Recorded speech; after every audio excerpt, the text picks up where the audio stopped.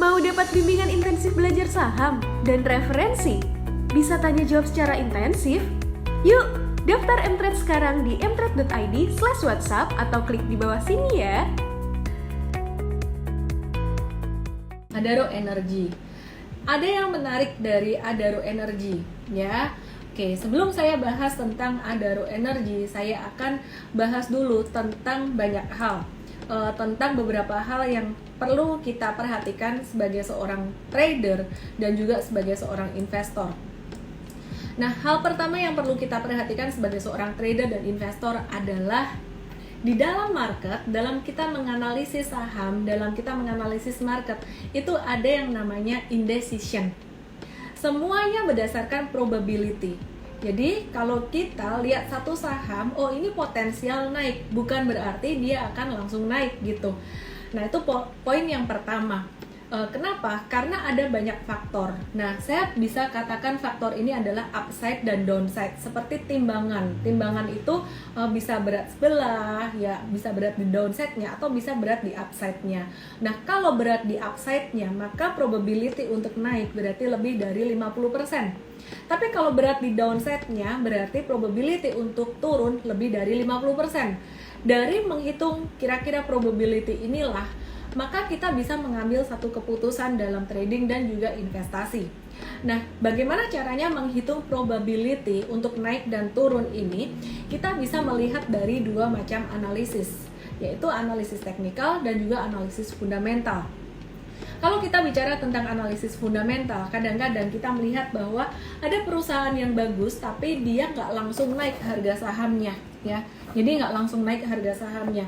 Kadang-kadang kalau misalkan malah ada perusahaan yang fundamentalnya biasa-biasa aja, malah langsung naik. Jadi gimana dong? Nah, faktor berikutnya selain kita melihat probability, upside downside yang menentukan probability arah mau kemana, faktor yang kedua adalah kita mesti tahu time horizon kita mau ngapain aja dan harus cocok dengan sahamnya. Contoh kayak tadi saya bilang BRI cocok for long term investing dan saat ini mungkin belum tentu cocok untuk trading kayak gitu.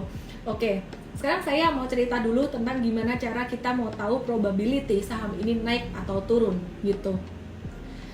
Salah satu cara untuk menentukan probability FATA dengan TA aja, paling mudah dengan TA, yaitu dengan menggunakan tren harga saham.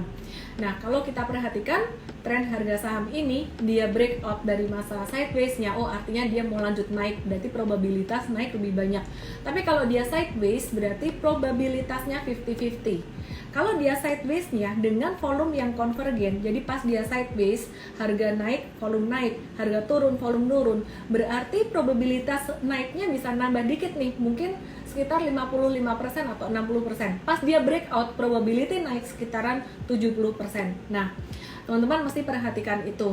Kemudian poin yang kedua yang tadi aku bilang untuk melihat probability selain dari teknikal adalah dari fundamental. Selain fundamental dilihat dari makronya juga. Nah, mungkin teman-teman bingung, aku akan langsung kasih contoh untuk Adaro Energy. Ya, aku akan kasih contoh untuk Adaro Energy. Mungkin di Instagram nggak bisa lihat chart ya, tapi aku akan coba untuk jelasin sesimpel mungkin. Dan ini ada di Mtrade, tadi ada dibuatin video ulasan sore buat user premium Mtrade, tadi udah dapat videonya gitu. Dan teman-teman kalau mau join Mtrade, untuk user premium kita banyakin banget edukasinya saat ini. Jadi langsung aja klik link di bio saya atau ke mtrade.id/WhatsApp. Oke, saya akan mulai untuk kasih contoh apa yang tadi saya ceritain terkait dengan contohnya adalah Adaro di sini. Kalau kita melihat Adaro, posisi saat ini dan posisi kemarin itu sangat berbeda sekali. Jadi Adaro kalau posisi saat ini itu dia udah breakout dari resistennya. Adaro tuh dia konsolidasi sideways terus di bawah tuh dari bulan Februari kemarin. Sebenarnya sejak Februari kita lihat volume itu konvergen ya. Besok saya akan naikin ke YouTube ya. Saya akan naikin ke YouTube. Mohon maaf yang di Instagram aku nggak bisa kasih lihat chat, tapi aku ada record ini, aku besok akan naikin ke YouTube buat yang di Instagram khusus Adaro ini. Nah, kita lihat di bulan Maret pada tanggal 19 itu Adaro naik tinggi dengan volume yang tinggi. Tapi habis itu turun lagi sampai menyentuh terendah 1160. Kemudian Adaro mulai kelihatan volumenya naik lagi tuh 2 Juni. Itu mulai kelihatan akumulasi. Tapi di bawah angka 1320 artinya dia masih tetap sideways ya. Jadi setelah 2 Juni volume naik, harga naik, kemudian harga turun, volume turun. Harga naik lagi 11 Juni, volume lebih tinggi, harga naik lebih tinggi, tapi dia ketahan di 1320. Sampai di sini saya mau artiin semua ini apa buat teman-teman. Masa sideways ini adalah masa pertarungan bull dan bear. Dari informasi yang kita dapat ini, kita bisa tahu bahwa kemungkinan Adaro untuk naik dan untuk turun pas sideways panjang itu 50-50. Begitu 11 Juni harga sahamnya naik kencang dan volume naik tinggi, sempat breakout dikit dari 1320, kemungkinan untuk lanjut naiknya si Adaro ini adalah 55%. Kenapa? Karena sore hari dia gagal breakout. Dan angka 1320 ini menjadi angka yang sakral. Oke, kemudian kita lanjutkan. 14 Juni dia gagal breakout lagi. Tapi candlenya masih hijau. Jadi kita masih hold waktu itu di Mtrade. Volumenya kecil. Kemudian 15 Juni Adaro ini dia turun lagi dikit di resisten yang sama. Kesimpulannya 3 hari berturut-turut dia gagal breakout resisten. Dan kita melihat tendensi selama beberapa bulan terakhir ini ketika kena resisten satu saham akan turun banyak. Oke. Kita lihat di sini satu upside-nya adalah terjadi peningkatan volume dan harga dalam beberapa hari terakhir. Kemudian di sini downside-nya apa? Oh, kena resisten 3 hari berturut-turut nggak bisa jebolin resisten. Sekarang kita lihat lagi upside-nya si Adaro ini apa? Kita lihat lagi ya upside dan downside-nya. Di sini upside, sini downside. Upside-nya Adaro yang kedua adalah valuasi dia sangat murah sekali. Kemudian upside yang ketiga untuk perusahaan untuk sektor batubara itu naik tinggi, kencang. Harga batubara naik kencang selama beberapa bulan terakhir. Oke. Sekarang aku hitung lagi di sini downside-nya. Downside-nya adalah yang pertama, Adaro berkali-kali kena resisten 1320 nggak bisa tembus, termasuk kemarin 3 hari berturut-turut. Kemudian downside-nya yang kedua, downside itu artinya pertimbangan dia akan turun gitu loh. Downside-nya yang kedua adalah kita melihat harga batu bara itu udah rally-nya sangat kencang sekali. Kita belajar dari CPO. Maksudnya gimana? Harga CPO naik, harga saham CPO gak naik-naik. Tapi ketika harga CPO turun, pas dia profit taking, pas kena di puncak dia turun karena berita tentang inventory bertambah, supply bertambah, atau whatever it is, harga sahamnya langsung turun. Jadi kita antisipasi banget itu. Kemudian kita ngelihat ya, untuk supply batu bara sendiri gimana? Kita ngelihat dari sentimen dari China. Ya, jadi untuk harga batu bara sendiri prospeknya ke depan gimana? Nah, tadi saya ada baca dari Bloomberg juga bahwa di China itu mereka sudah akan mulai mengendalikan harga komoditas. Harga komoditas di sini tuh bukan cuma batu bara, tapi termasuk juga nikel, metals dan segala macamnya. Kenapa mengendalikan harga komoditas? Karena dianggap harga bahan baku akan jadi mahal. Ya, jadi harga bahan baku akan jadi mahal. Mereka mau mencoba untuk menekan inflasi. Caranya gimana sih kalau mau kendaliin harga komoditas? Caranya gampang, dengan menambah supply, dengan menambah inventory.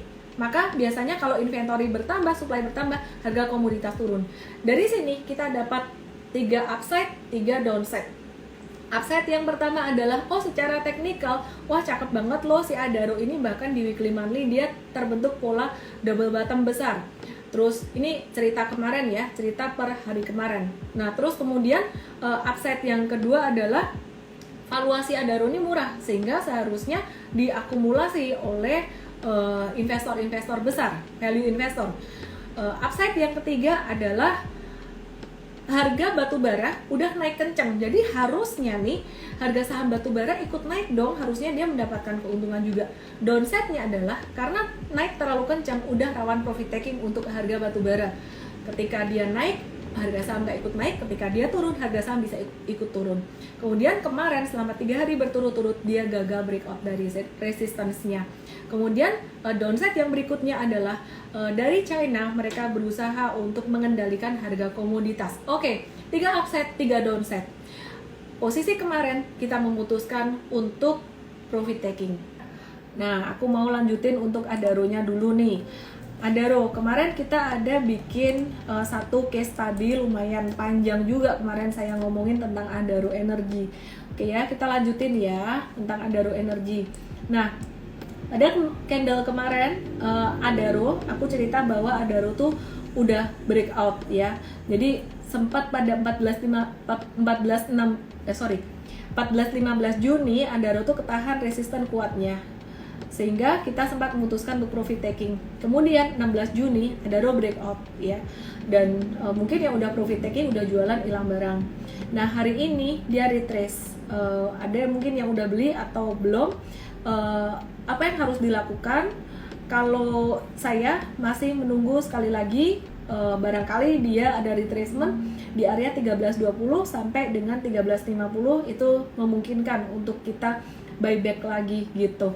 Jadi teman-teman, sekali lagi kalau kita bicara tentang beli jual saham, semuanya itu sifatnya probability, nggak ada yang sifatnya pasti ya. Jadi sifatnya probability, ada percentage dia bisa naik, ada upside, poin-poin sentimen atau kondisi secara teknikal yang menunjukkan tanda dia bisa lanjut naik, tapi ada juga hal-hal yang membuat dia itu bisa menjadi tertekan. Jadi ada upside dan downside. Upside itu adalah pertimbangan-pertimbangan untuk probability naik, sedangkan downside adalah pertimbangan-pertimbangan yang membuat kita memberikan kesimpulan bearish gitu.